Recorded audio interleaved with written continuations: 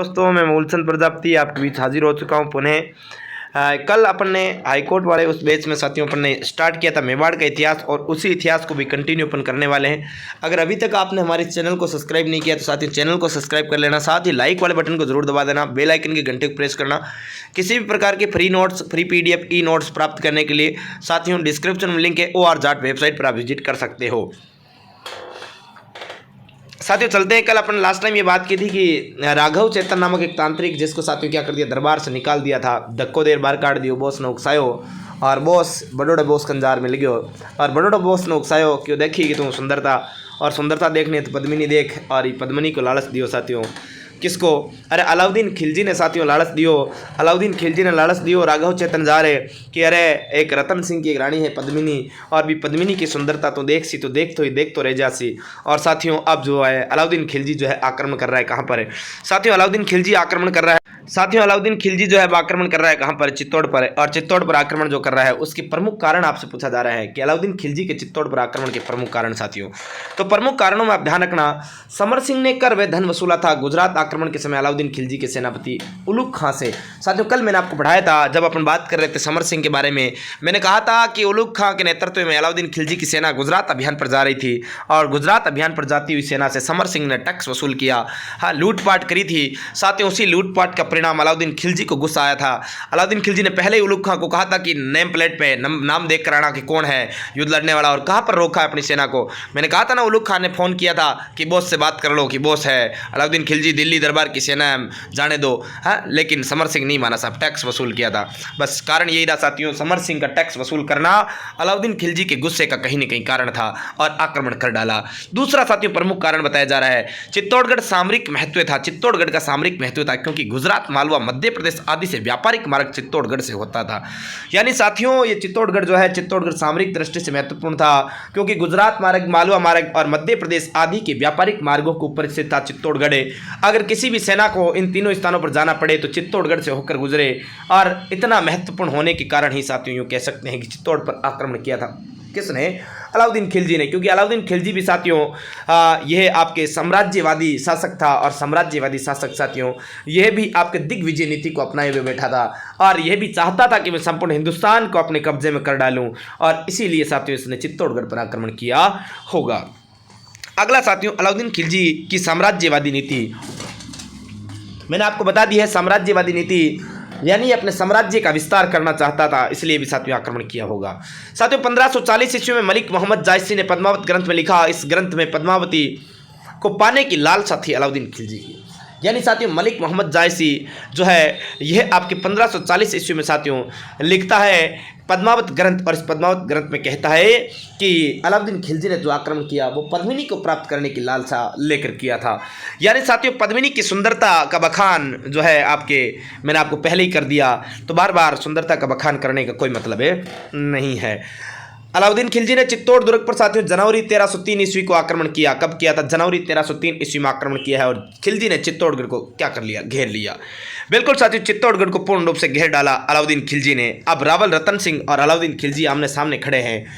रावल रतन सिंह के इधर सेनापति साथियों गोरा व बादल दो इनके साथ में खड़े हैं। अलाउद्दीन खिलजी की सेना ने 8 माह तक चित्तौड़ दुर्ग को घेर रखा था एवं फिर चित्तौड़गढ़ फतेह किया, जिसमें रावल रतन सिंह ने सेनापति गोरा व बादल वीर गति को प्राप्त हुए, और रावल रतन सिंह केसरिया धारण करके वीर गति को प्राप्त हुए। क्योंकि साथियों जब 8 महीने तक घेरा बना के रखा, चित्तौड़गढ़ दुर्ग में अन्न पानी का जब संकट उत्पन्न हुआ, तो चित्तौड़गढ़ के वीर योद्धा रतन सिंह के नेतृत्व में केसरिया बानो धारण करके, केसरिया पगड़ी धारण करके साथियों क्या करने लगे? केसरिया कर बैठे, और इधर गोरा व बादल लड़ते हुए वीर गति को प्राप्त हुए, और अलाउद्दीन खिलजी के मनसूबे जो है वो साकार हुए। हालांकि पद्मिनी को प्राप्त करने में असफल रहा, क्योंकि सन 1303 में साका चित्तौड़ का प्रथम साका हुआ। इस साका में साथियों जौहर जो है रानी पद्मिनी के नेतृत्व में क्या हुआ? जौहर हुआ, और रावल रतन सिंह के नेतृत्व में केसरिया हुआ। सब कुछ यहाँ पर क्या हो चुका था? नष्ट हो चुका था। हालांकि चित्तौड़ पर फतेह प्राप्त कर चुका था कौन है? अलाउद्दीन खिलजी। साथियों 26 अगस्त 1303 को अलाउद्दीन खिलजी ने चित्तौड़ का प्रथम साका पद्मावत ग्रंथ द्वारा चित्तौड़गढ़ दुर्ग पर क्या कर लिया? अधिकार कर लिया था, और चित्तौड़ दुर्ग में कत्ले आम का आदेश जो है अलाउद्दीन खिलजी ने जारी कर दिया।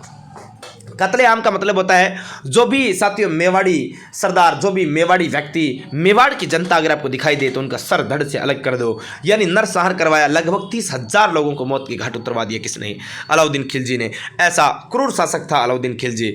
साथियों अलाउद्दीन खिलजी ने चित्तौड़ दुर्ग का अष्टधातु दरवाजा उतार कर दिल्ली ले गए एवं उस दरवाजे को मुगल बादशाह शाहजहां इस लाल किले पर लगाया और फिर दरवाजे को भरतपुर शासक सूरजमल के उत्तराधिकारी जवाहर सिंह ने लाल किले से उखाड़ कर भरतपुर में ले आया। साथियों यानी चित्तौड़गढ़ दुर्ग में मूल रूप से एक दरवाजा लगा हुआ था, अष्टधातु दरवाजा, और इस अष्टधातु दरवाजे को आपके अलाउद्दीन खिलजी उखाड़ कर कहाँ ले जाता है? दिल्ली ले जाता है। लेकिन शाहजहां, मुगल बादशाह शाहजहां साथियों से दिल्ली में लाल किले पर लगवाता है और लाल किले से साथियों यही आपके जो दरवाजा है इसको जवाहर सिंह 1765 ईस्वी में दिल्ली फतेह करके आता है और उस समय साथियों इस दरवाजे को उखाड़ कर ले आता है और भरतपुर में लगवाता है। आपको पता होगा साथियों अलाउद्दीन खिलजी चित्तौड़ दुर्ग को जीतने के बाद में अपने पुत्र खिजर खां को यहाँ का उत्तराधिकारी नियुक्त करता है और इसका नाम खिजराबाद कर दिया। इस बात की जानकारी चित्तौड़ में धाईबी पीर के दरगाह पर लिखे लेख में मिलती है, यानी कि साथियों चित्तौड़ का नाम खिजराबाद कर दिया था और खिजर खां को आपके चित्तौड़ का उत्तराधिकारी नियुक्त किया। इस बात की जानकारी जो है धाईबी पीर की एक दरगाह बनी हुई है चित्तौड़गढ़ दुर्ग में, उससे आपके इसकी जानकारी जो है मिलती है। बिल्कुल इस बात की जानकारी मिलती है। साथियों खिजर खां ने 1311 ईस्वी तक शासन किया था, यानी कि साथियों 1303 से 1311 ईस्वी तक शासन करता है खिजर खां। फिर अलाउद्दीन खिलजी ने जालोर पर अधिकार कर लिया और जालोर के मालदेव सोनग्रा ने अधीनता स्वीकार कर ली एवं फिर अलाउद्दीन ने मालदेव को चित्तौड़गढ़ का शासक बना दिया और खिजर खां दिल्ली चला गया। मालदेव आजीन शासक रहा और फिर उसका उत्तराधिकारी जो बनवीर सोनग्रा बना। यानी साथियों यहाँ पर मालदेव सोनग्रा जो है वह मूंछाड़ा मालदेव या मालदेव सोनग्रा इन्हें कहा जाता है। ये आजीवन शासक रहा, आजीवन नहीं साथियों आजीवन शासक रहा, जब तक मरा नहीं तब तक चित्तौड़ का शासक रहा और फिर इसका उत्तराधिकारी जो है बनवीर सोनग्रा यहाँ पर क्या बन गया? शासक बन गया। साथियों अभी तक भी अगर आपने हमारे इस चैनल को, इस नए डिजिटल प्लेटफॉर्म को अगर सब्सक्राइब नहीं किया है तो साथियों चैनल को आप सब्सक्राइब जरूर कर ले। साथियों सेशन को लाइक जरूर करना और साथियों एक बात और विशेष रिक्वेस्ट, आपको सेशन को शेयर भी करना है। और साथियों अगर आप किसी भी प्रकार के free notes, free PDF, e notes, ये वाले नोट्स भी अगर आप फ्री प्राप्त करना चाहते हैं तो साथियों आप डिस्क्रिप्शन में लिंक दे रखा है OR JAT वेबसाइट का, वहां पर आप विजिट कर सकते हैं। वहां से आप बिल्कुल फ्री और मुफ्त में किसी भी प्रकार के नोट्स, ई नोट्स, आप किसी प्रकार के टेस्ट सीरीज, MCQ जो है प्राप्त कर सकते हैं। टेलीग्राम चैनल से आप कनेक्ट होने के लिए हमारा टेलीग्राम चैनल है GK with Moolchand sir, link आपको डिस्क्रिप्शन में दे रखा है, वहां से आप कनेक्ट हो सकते हैं। GK विद मूलचंद सर आप टेलीग्राम पर सर्च करेंगे तो वहां से आप कनेक्ट हो सकते हैं। नेक्स्ट है साथियों इतिहास के स्रोत रावल रतन सिंह के, यानी ध्यान रखना रावल रतन सिंह की जानकारी के स्रोत कौन कौन से हैं? तो साथियों अमीर खुसरो का खजाइन उल फतह जो ग्रंथ है, खजाइन उल फतवे जो ग्रंथ है, ये आपके रावल रतन सिंह की जानकारी देता है। अलाउद्दीन खिलजी का चित्तौड़ आक्रमण की जानकारी भी इसी ग्रंथ से प्राप्त हो जाती है।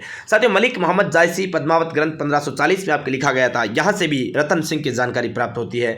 साथियों एक ग्रंथ है पद्मिनी चरित्र जो कि लब्दोदे ने लिखा था, लब्दोदम या लब्दोदे नामक व्यक्ति इतिहासकार पद्मिनी चरित्र ग्रंथ लिखा, इससे भी जानकारी प्राप्त होती है। हेमरतन सूरी का गोरा बादल चौपाई, साथियों छिताई नहीं है चौपाई, गोरा बादल चौपाई ग्रंथ से भी इसकी जानकारी प्राप्त होती है।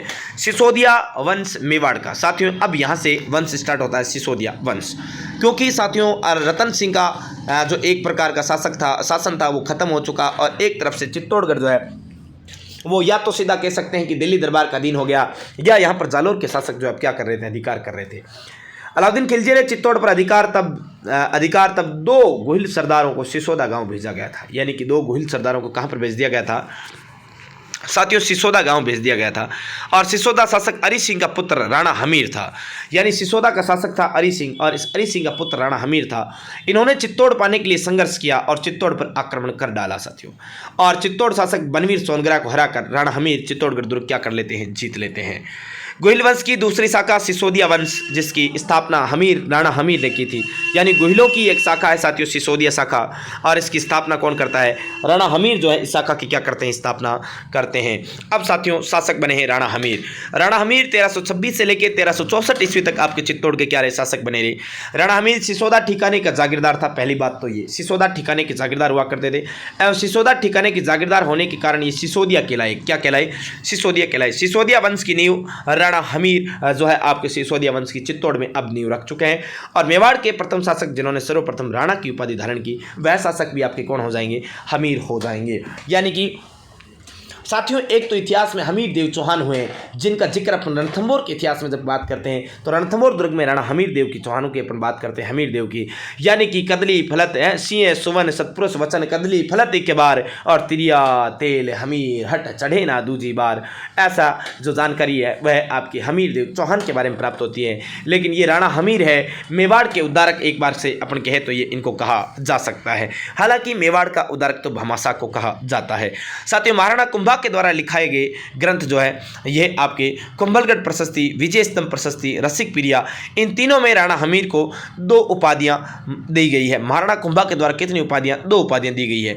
एक तो साथियों इन्हें वीर राजा की उपाधि दी है, दूसरी इन्हें विषम घाटी पंचानन की उपाधि दी है, यानी विषम परिस्थितियों में भी आश्रित रहने वाला आपके यह व्यक्ति किसे कहा गया है? तो ये राणा हमीर को कहा गया है। साथियों नेक्स्ट ये देखो, कर्नल जेम्स टोड के अनुसार राणा हमीर सिसोदिया अपने समय के महान हिंदू शासक थे, यानी कि राणा हमीर या सिसोदिया अपने समय के महान हिंदू शासक हुआ करते थे। ऐसा किसने कहा है? तो ऐसा आपके कर्नल जेम्स टोड भाई साहब ने कहा है। साथियों राणा हमीर ने सिगोली बांसवाड़ा युद्ध में तुगलक वंश के मोहम्मद बिन तुगलक को हराया था। यह बात आपको ध्यान में रखना है, मोहम्मद बिन तुगलक को क्या किया? हराया था। और राणा हमीर को मेवाड़ का उद्धारक जो है आपके कहा जाता है, इस बात को भी आपको ध्यान में रखना है। और राणा हमीर ने चित्तौड़गढ़ दुर्ग में अन्नपूर्णा माता मंदिर जो है बनवाया था, ये बात भी आपको साथ के साथ में ध्यान में रखनी है। साथियों राणा हमीर ने चित्तौड़गढ़ दुर्ग में अन्नपूर्णा माता मंदिर का क्या करवाया था? निर्माण कार्य जो है करवाया था। ये बात आपको ध्यान में रखनी। कहाँ पर? चित्तौड़गढ़ में अन्नपूर्णा माता मंदिर का निर्माण किसने करवाया? ये प्रश्न कम से कम 1000 बार एग्जाम में पूछा जा चुका है। तो यह हमीर राणा हमीर ने करवाया था। और साथियों राणा हमीर को मेवाड़ का उद्धारक कहा जाता है, और मेवाड़ का उद्धारक साथियों भामाशाह को भी कहा जाता है। राणा हमीर की मृत्यु साथियों 1364 ईस्वी में आपकी क्या हो जाती है? इनकी मृत्यु हो जाती है। फिर से साथियों एक बार आपको और पुनः सूचना दे दूं कि अगर आपने अभी तक हमारे इस चैनल को सब्सक्राइब नहीं किया है तो साथियों इसी प्रकार के लगातार आप स्टडी करना चाहते हैं तो आप हमारे इस चैनल को सब्सक्राइब कर लीजिएगा।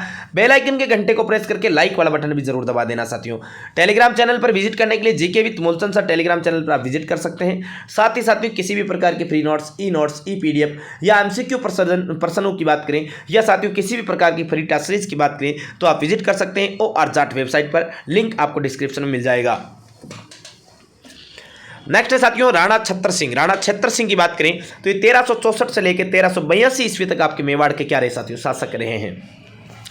ये राणा हमीर के साथियों क्या हुआ करते थे? पुत्र थे।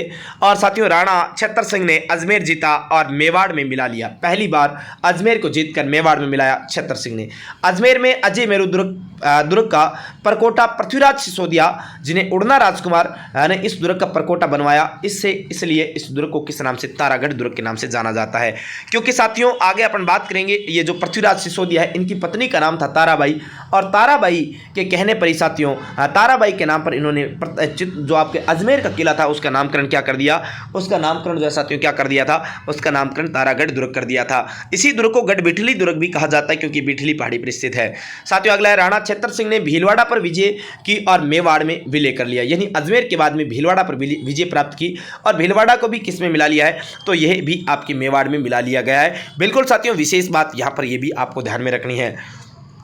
अगली बात है साथियों एक लिंग प्रशस्ति के अनुसार मेवाड़ के यह प्रथम शासक थे जिनको हाड़ाओं को हराने का श्रेय दिया जाता है और हाड़ाओं को हराकर हाड़ौती पर अधिकार कर लिया। यानी कि साथियों राणा छत्र सिंह जो है यह आपके पहले ऐसे शासक हुए जिन्होंने हाड़ाओं को हराया, यानी हाड़ा चौहान साथियों आपकी कहाँ? हाड़ौती वाले क्षेत्रों में, और हाड़ौती पर अधिकार कर लिया किसने? तो राणा छत्र सिंह ने अधिकार कर लिया। ये बात आपको विशेष रूप से यहाँ पर ध्यान में रखनी है। साथियों राणा छत्र सिंह ने 56 के मैदान को जीता, यानी 56 के मैदान को जीतने वाला मेवाड़ी शासक कौन था साथियों? तो यह भी आपके राणा छत्र सिंह थे।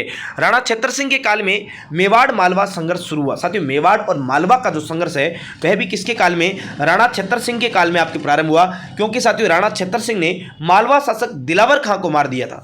किसे मार दिया? मालवा शासक दिलावर खां को आपके क्या कर दिया साथियों? मौत के घाट जो आपके उतारे दिया था। और साथियों यहाँ पर ध्यान रखना, दिलावर खां को मार दिया और मालवा पर क्या कर लिया? अधिकार कर लिया था। बस यही कारण रहा साथियों मेवाड़ और मालवा संघर्ष के प्रारंभ होने का।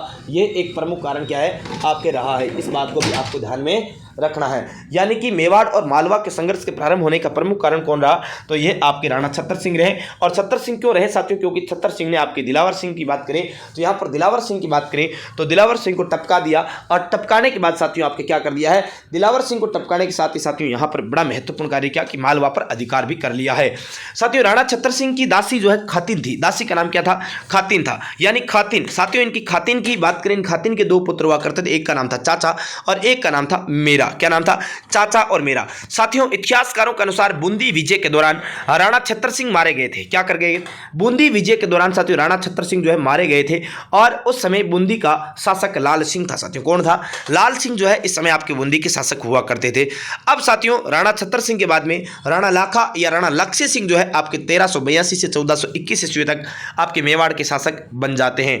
साथियों ये राणा छत्तर सिंह का पुत्र था राणा लाखा, यानी आपको पता होगा अच्छे से साथियों। और इन्हीं के शासनकाल में मगरा जिले में जावर गांव उदयपुर में चांदी सोने की खान मिली। इस कारण मेवाड़ की अर्थव्यवस्था मजबूत हो गई थी। साथियों ध्यान रखना, मेवाड़ की अर्थव्यवस्था यहीं से मजबूत होती है। ध्यान रखना, इन्हीं के शासनकाल में साथियों राणा लाखा के काल में ही आपके मगरा जिले में जावर गांव में उदयपुर में चांदी व सोने की खान मिली, यानी चांदी की मूल रूप से खान है। साथियों इस कारण मेवाड़ की अर्थव्यवस्था क्या हो चुकी है, बड़ी सुदृढ़ हो चुकी है, मजबूत हो चुकी है। इन्हीं के शासनकाल में बिच्छू मार या चिड़ी मार बंजारों ने साथियों अपने बेलों की स्मृति में पिछोला झील का निर्माण करवाया। यानी पिछोला झील, साथियों पिछोला झील तो उदयपुर में पड़ती है। कहां पर, उदयपुर में। हालांकि साथियों आपने गाना भी सुना होगा, पीछे में दरासू महारा पीर जी पधारिया, वो रामदेव जी से संबंधित है, ठीक है ना। साथियों पिछोला झील उदयपुर में चिड़ी मार या बिच्छू मार बंजारों की जो बेल है साथियों, बेल प्यासे यानी पानी की वजह से प्यासे मर करके, आपकी प्यासे देख करके मर गए थे, और उन्हीं की स्मृति में पिछोला झील का क्या करवाया गया था, निर्माण कार्य जो है करवाया गया था। साथियों मेवाड़ में एक नट व नटनी खेल दिखाने आए थे। तब ये बात राणा लाखा को पता चली, तो राणा लाखा ने नटनी से कहा, अगर तू रस्सी पर चलकर पिछोला झील को आर पार कर लेगी तो मैं तेरे को मेवाड़ का आधा हिस्सा दे दूंगा। नटनी ने तब झील को लगभग पार कर लिया, परंतु तब लाखा के सरदारों ने रस्सी काट दी और नटनी झील में समा गई थी। तब राणा लाखा ने पिछोला झील के किनारे नटनी का चबूतरा बनवाया था। नटनी का नाम गलकी था। साथियों गलकी नटनी, यानी कि ये साथियों गलकी जो है, देखो बात कुछ यूं थी, आपने थ्योरी में पढ़ा, मैं आपको सीधा बताता हूं, है ना। साथियों नटनी नट जाति जो भी आपके ये नट भाट आप जानते होंगे, इनका काम होता है साथियों खेल दिखाना। खेल क्या था, आपने कई बार चौराहे को किनारे, रोड के किनारे देखा होगा, इस प्रकार से दो खंबे लटका दिए जाते हैं और इनके ऊपर ये रस्सी बांध दी जाती है।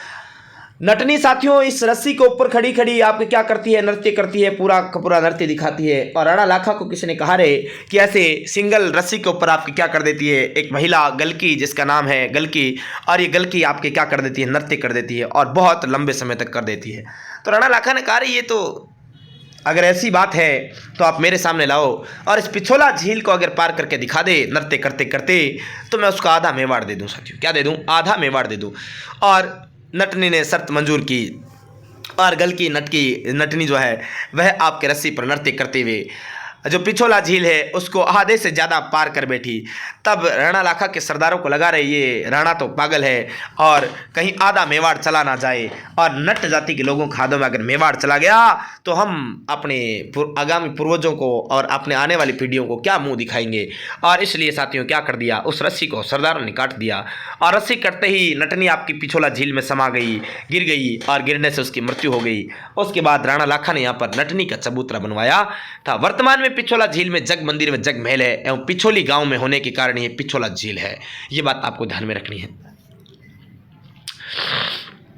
अब देखो साथियों यहां पर एक पूरा डायग्राम दे रखा है। क्या दे रखा है कि राणा लाखा का विवाह हंसाबाई से हुआ। किसके साथ हुआ, राणा लाखा का विवाह जो हंसाबाई के साथ हुआ और इनसे उत्पन्न संतान कौन हुई, मोक्कल हुई थी।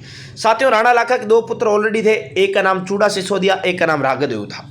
मेवाड़ का विषम पितामह किसे कहा जाता है, चूड़ा सिसोदिया को। क्यों कहा जाता है, देखो मारवाड़ शासक राव चूड़ा की पुत्री एवं राव रणमल की बहन थी, कौन, हंसाबाई। राव चूड़ा प्लस किशोरी देवी, इनका पुत्र कौन था, कान्हा था। और अन्य रानी से उत्पन्न संतान दो थी, कौन थी, ये आपके कौन थी, देखो साथियों दो संतान थी, एक का नाम राव रणमल और एक का नाम था हंसा देवी। क्या नाम था, राव हंसा देवी। यानी साथियों यहाँ पर देखो चूड़ा व किशोरी देवी का पुत्र तो कान्हा था, लेकिन अन्य रानी की दो संतानें थी।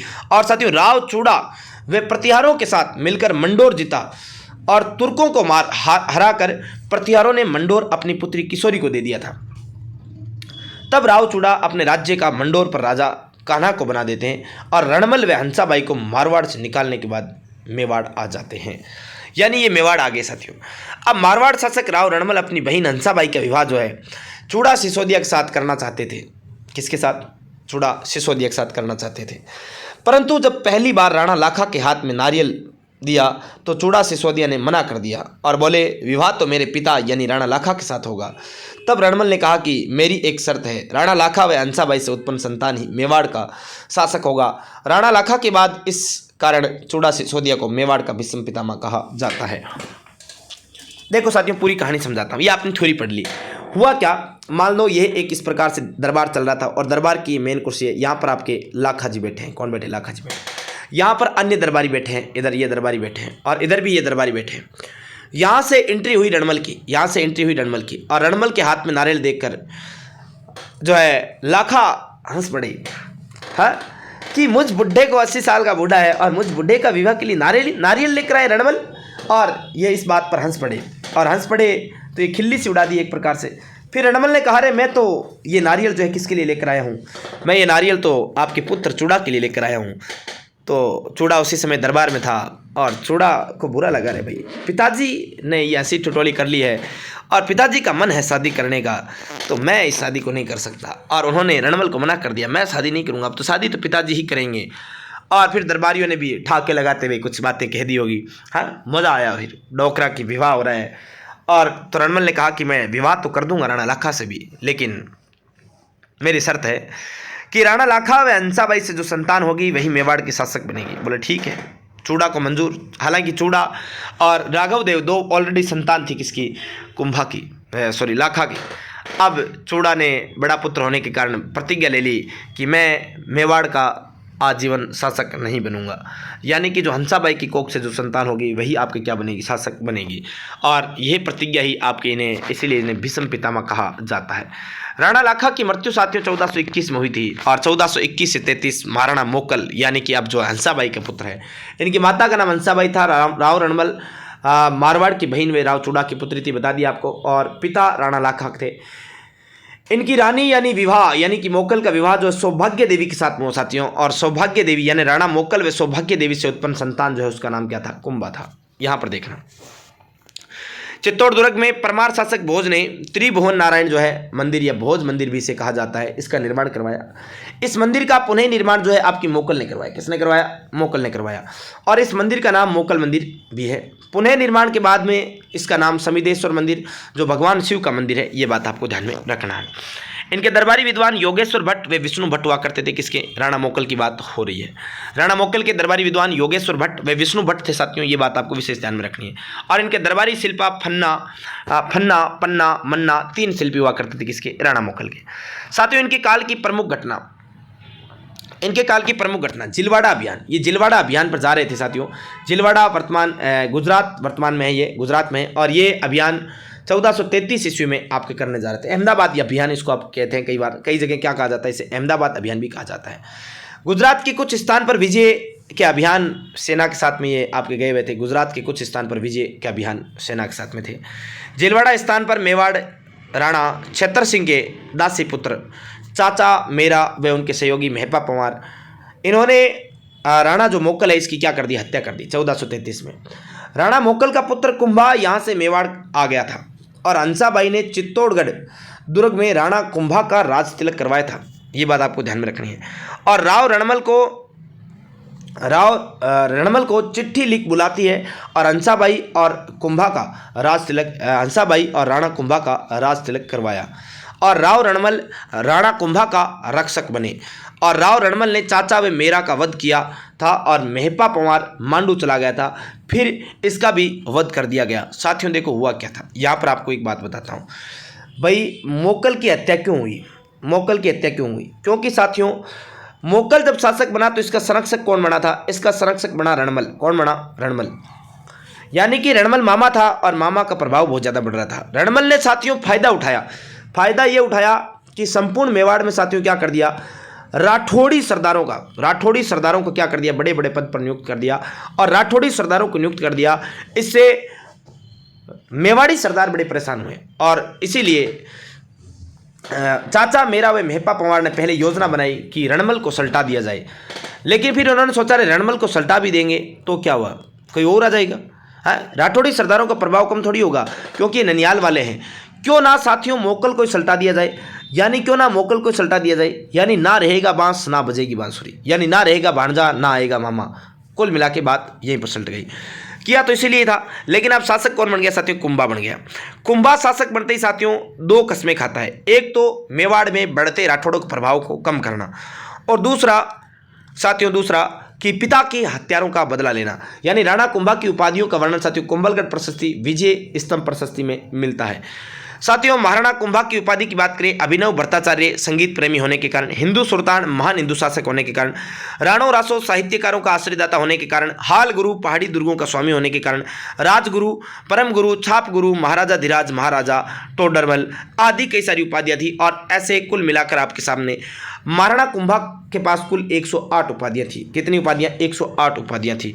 और महाराणा कुंभा के पिता का नाम मोकल था, माता का नाम सौभाग्यवती था, संरक्षक राव रणमल बना। अब देखो साथियों, देखो क्या था, राव रणमल की दासी थी भारमली और इन्होंने राघव देव की क्या कर दी, हत्या कर दी। राव रणमल ने राघव देव की क्या कर दी, हत्या कर दी। राव रणमल मेवाड़ के कर्ता धर्ता बन गए और मेवाड़ के सिसोदिया सरदारों को हटाकर राठौड़ सरदार नियुक्त कर दिए गए थे। चूड़ा सिसोदिया को मां हंसाबाई के आदेश पर मांडू चले गए, तब इनको मेवाड़ का राम कहते हैं एवं मोकल जो लाखा व हंसाबाई से उत्पन्न संतान है मेवाड़ का राजा बनेगा वचन दिया। राव रणमल को तब मेवाड़ का भीष्म पितामह कहा जाता है।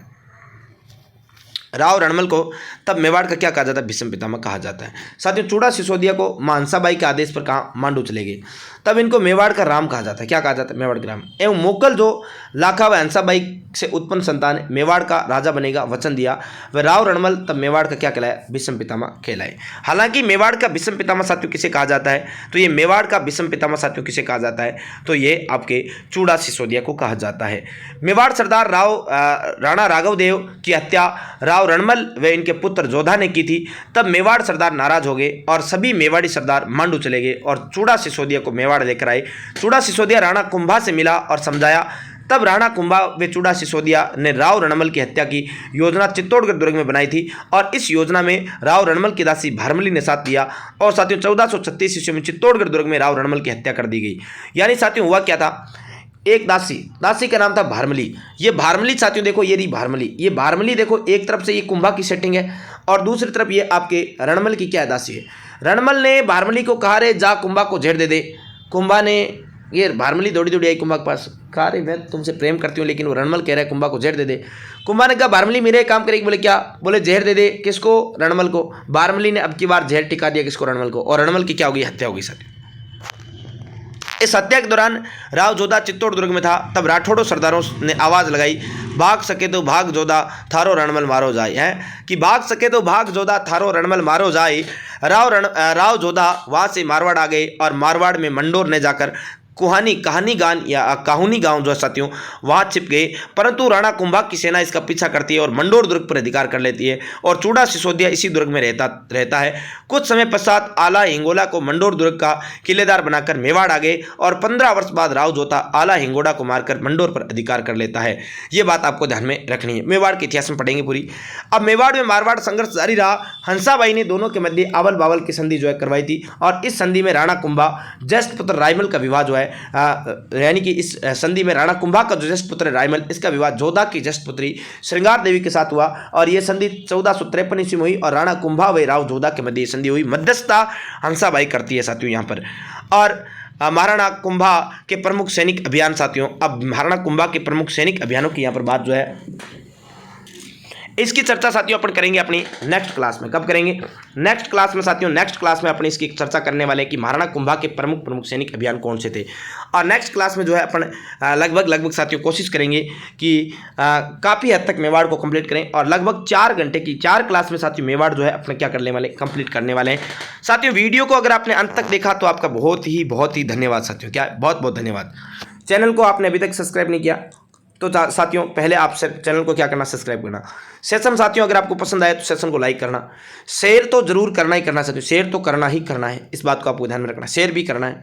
और विशेष बात साथियों कि आप हमारे टेलीग्राम चैनल पर जरूर विजिट करें, GK with Moolchand sir, GK with Moolchand sir Telegram channel पर आप जरूर विजिट करें। और यहाँ पर आप किसी भी प्रकार के जो पीडीएफ है, क्विज वगैरह है, ये आपको लेटेस्ट अपडेट वगैरह यहाँ पर मिलती रहती है।